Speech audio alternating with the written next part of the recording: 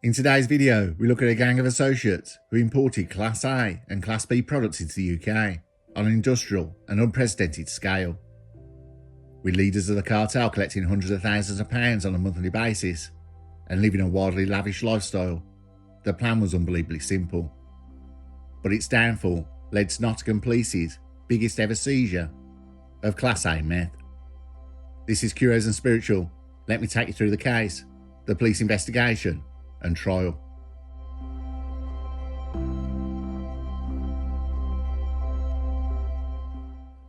We go to Nottingham, September 2023, a place famed for its caves and the legendary Robin Hood, robbing the rich, particularly the Sheriff of Nottingham and Prince John, and giving the stolen wealth to the poor. Robin Hood's dying wish was to be buried where his final arrow lands. With the last of his strength, he drew back the great bow, a single tear, whether love, sadness, happiness, or regret, rolled from his eye, as he shot an arrow for the final time. And so it came to pass that Robin Hood was buried on top of his wardrobe. He was a symbol of rebellion against authority, and following the same mould of his disdain for authority, getting in the way was Davante James, a boxing coach who lived life by his own rules.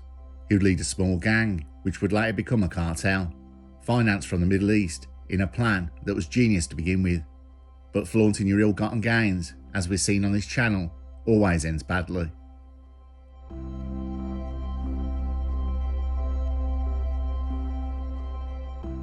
But what was the plan? Use an inside man to create false shipping labels at a pharmaceutical firm that disguise the contents of parcels being shipped from the USA, in which can be hidden large quantities of Class A product. These parcels would need destinations to go to. The gang would find unsuspecting people and use their home addresses so the Class A shipped in the UK would have a safe arrival point, and not all being shipped to the same place, where if police caught the trail, a single bus would wipe out the gang. So let's take a look at Davante James's gang and their roles.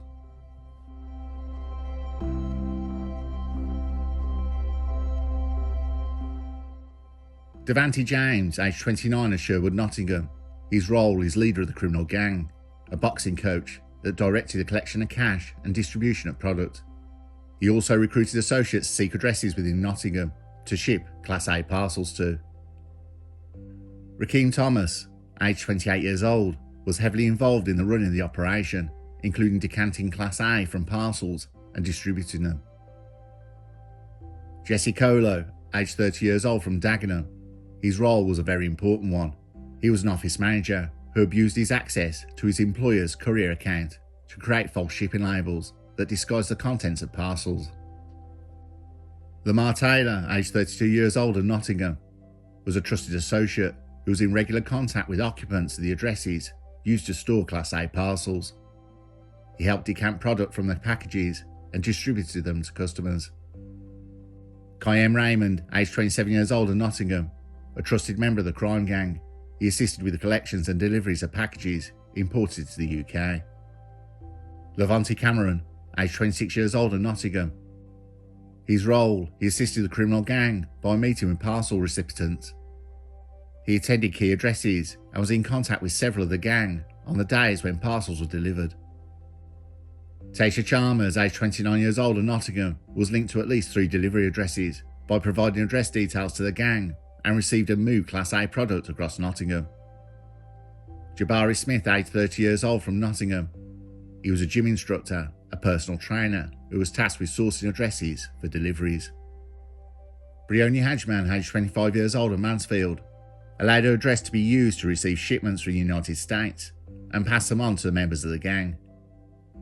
Now, Davante James was shipping high-strength Class A grass and Class A meth. You know, what Walter White made in Breaking Bad. It's not a product that was really taken off in the UK, but has crippled America with its epidemic of users. The United States is not alone in its experiences. In the Czech Republic, it has a more serious problem with the old golden brown, while in Greece has a cheap and dangerous variant which sells for €2 a hit. In New Zealand and Australia, the UN estimates that it's used by about 1% of the population. In the UK, it's a different story. Watching a Breaking Bad box set while slumped on the sofa is the closest most people are likely to get to the Class A product it features. The UK, believe it or not, has a very small Class A market compared to other countries, but there's a much more varied choice, where in parts of America it's limited, leading to the rise of crystal and the devastation on its users in that country. The market in the UK has never taken off. It's mainly bought by affluent gay men who are into the party scene. But why has it never taken off? And one of the reasons is production in Europe. They'll have a lab made out of a big shed in a field the size of Essex. The chemicals here to make it are incredibly hard to get. Another factor though is price. So a gram of Walter White can cost anything from £200 to £260, compared to a gram of Tony Montana, which can cost anything from 40 to 50 of your English pounds. Then the problems of meth mouth, external looks, the tooth decay and loss associated with it, the before and after galleries, photos of users that have put off many. I could really talk about this all day, so let's get back to the case. But just one more thing, it's now starting to find a market, though a small one, and it is growing.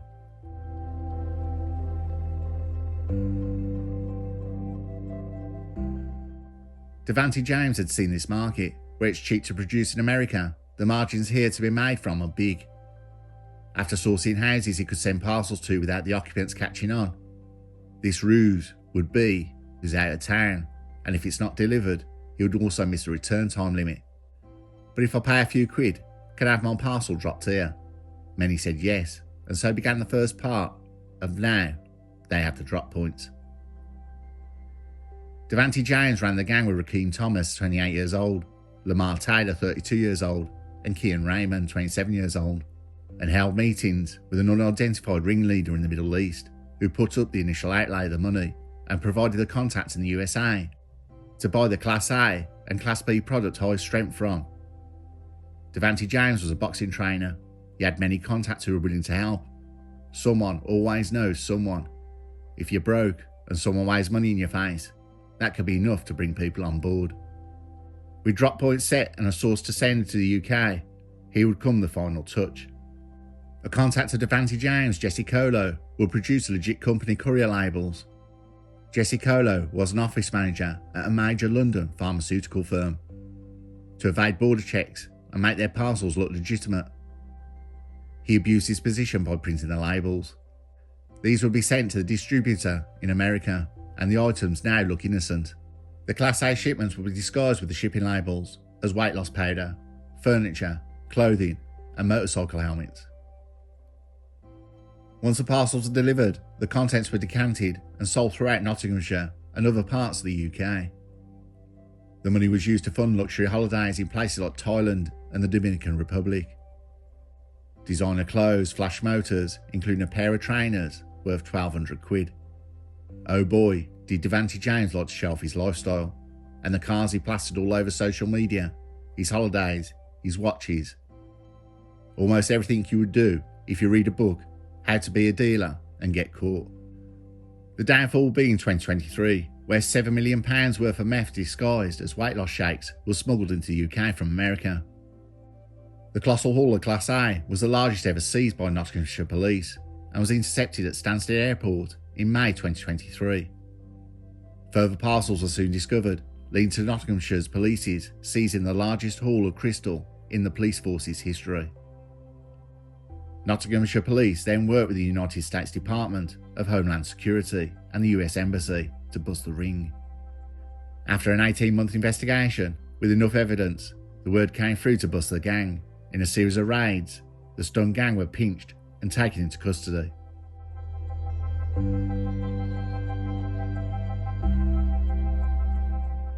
At Nottingham Crown Court in May 2025, the court heard how Devante James ran the UK end of an international operation that imported several hundred kilos of illegal Class A and Class B from the USA. He posed for photos holding Rolex watches and expensive cigars, and pretending to eat wads of banknotes. Samuel Skinner, King's Counsel, prosecuting, said Devante James lived a lavish lifestyle and sent one message boasting of having £100,000 cash on him. The gang used an insider at the London office of a pharmaceuticals firm to evade border checks and make their parcels look legitimate. The court heard how Jesse Colo, an office manager at Perigo, used the firm's courier accounts to create fake shipping labels. Samuel Skinner, King's Counsel, said Colo was also involved in exporting Class A out of the UK and lived a double life at the company. Everybody liked him. To his employers, nothing was too much trouble. In reality, he was not a good employee. He abused the trust of his employers to provide cover for a dealing operation. But it had all come crashing down after an 18-month police investigation began after a parcel labelled as weight loss shake was intercepted at Stansted Airport. More than 70 parcels were sent to different homes across Nottinghamshire and further afield after residents agreed to accept online shopping deliveries as a favour. With overwhelming evidence, 9 men pleaded guilty.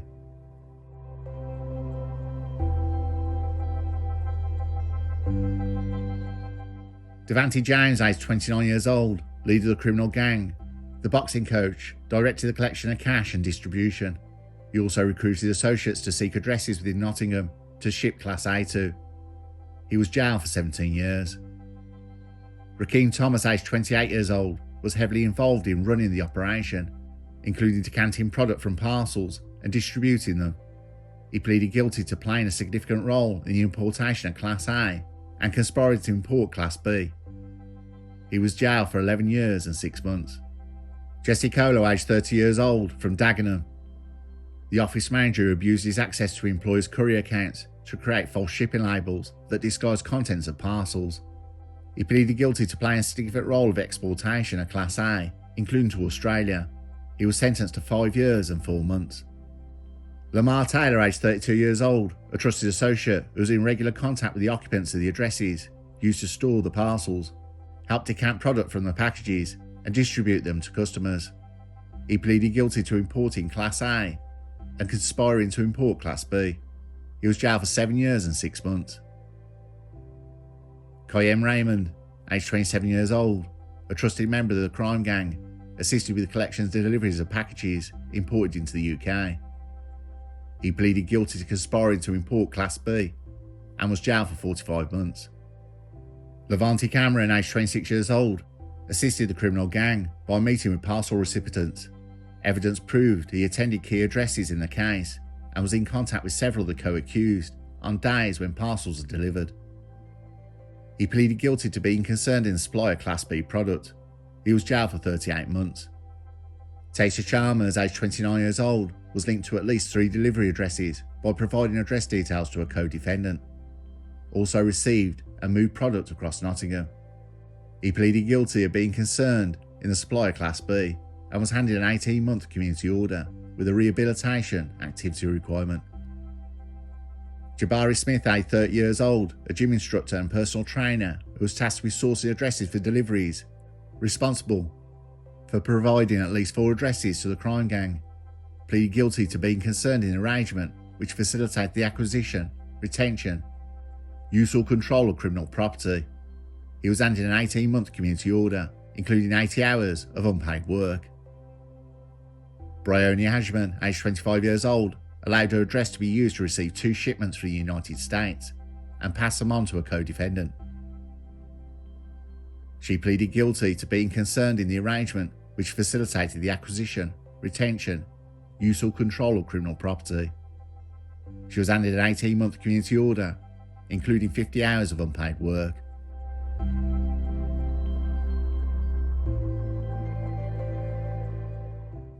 Following the sentences, Detective Inspector Ian Smith of Nottinghamshire Police's Serious Organised Crime Unit said, "We will find you and we will prosecute you."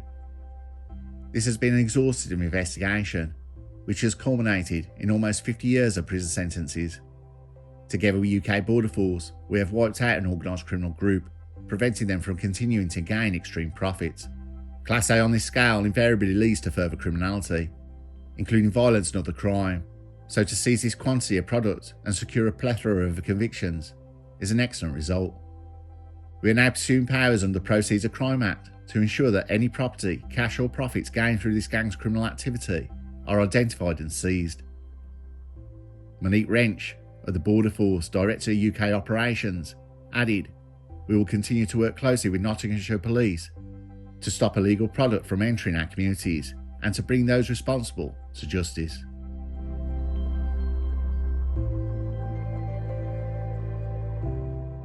Did they catch the guy in the Middle East? Nah, they never do. But we've seen this before. The money to be made in the UK, the initial outlay to fund such an operation, you get it back on your first shipment. Anything after that is gravy. The backers know at some point it might go pear-shaped, but to them it's like backing a horse at the races. If it falls, they move on to the next race. Only their odds at winning are far more greater. The problem with money, it's far more addictive than anyone gives it credit. The more you have, the more you want, and it makes people do things they wouldn't normally do. But more precious in my opinion is time, and none of this gang will be walking out to any riches. The proceeds of crime are now going after it. Now that money will be wasted by the government, where they spent £1.2 million analysing classical music's colonial history. Nuts to that. Put some Nigel Kennedy on. Sorted, mate.